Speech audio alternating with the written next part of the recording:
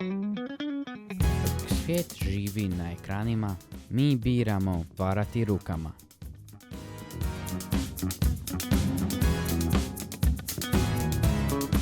Kreativni klub jedne mladosti je mjesto susreta, stvaranja i druženja. Ako si dijete ili mlada osoba i želiš naučiti nešto novo, razvijati kreativnost, biti dio dobre ekipe i učiti kroz rad rukama, ovdje je mjesto za tebe.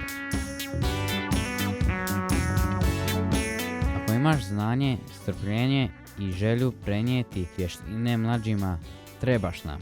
Tvoje znanje postaje most između generacija.